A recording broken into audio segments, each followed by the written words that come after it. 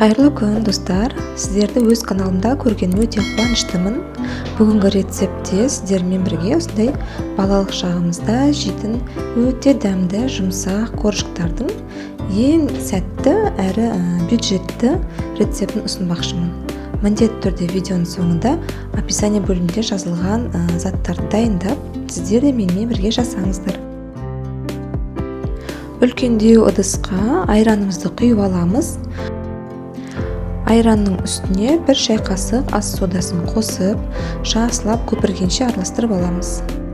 Айранды алдын ала тоңазытқыштан шығарып қойыңыздар, себебі мейлінше жылы болғаны дұрыс. Ендігі кезекте дайындаған сұйық майымызды қосып, және тағы араластырып аламыз. Сонан соң шекерімізді қосып, осы шекеріміз жақсылап ерігенше, осылай венчиктің көмегімен араластырып аламыз. Бір жұмыртқамызды қосып, осы қоспамызды жақсылап тағы да бір араластырып аламыз.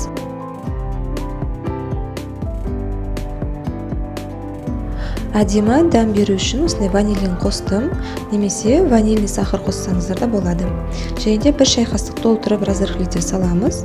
Барлығын жақсылап шайқап араластырып алған соң, енді ұнымызды қосып, осылай шетінен ұнымызды қосып отырып, қамырымызды илейміз. Байқасаңыздар, бұл жерде барлығы осы үйде бар заттардан жасалады. Ешқандай да жасалуы қиын емес, оп-оңай. Сіздер де жасап көріңіздер. Және де бюджеттік дегені бұл рецепттен бізде қазір өте көп қуыршақ шығады. Ол қуыршақты сіздер жасап қойып, салфан пакетке салып, 3-4 күнге бөліп балдарыңызға дүкеннен сатып алғанша осындай тәттілерді өзіңіз пісіріп берсеңіздер, өте жақсы болады.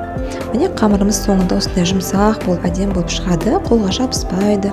Енді осы қамырымызды шамамен қалыңдығы 5 мм етіп жайып аламыз. Достар, егер каналға тіркелмеген болсаңыздар, подписаться кнопкасын басып, тіркеліп алыңыздар. Және де жанында қоңыраушаны басып, все деген таңдасаңыздар, менің ең бірінші шыққан видеоларымды сіздер алғашқы болып көре аласыздар.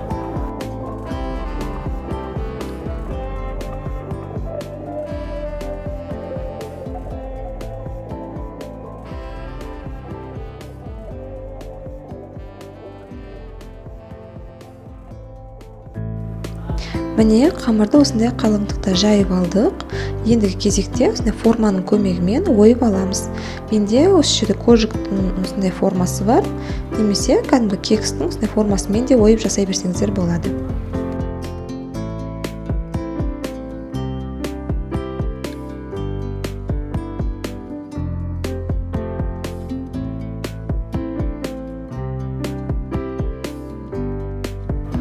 Ортасындағы осы қамырларын алып тастаймыз, оны кейінірек қайтадан біріктіріп, және тағы да жаятын боламыз.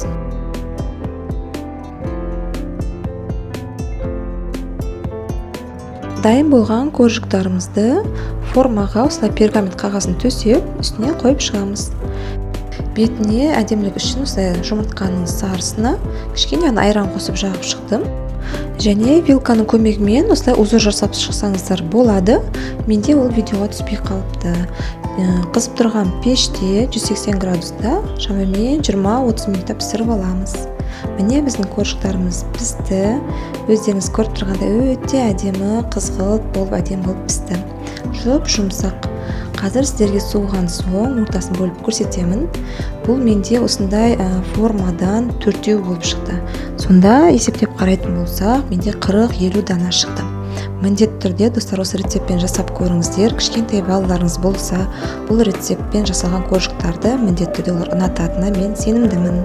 Ал қараңыздар, ортасы қандай әдемі болып піскен, жұмсақ.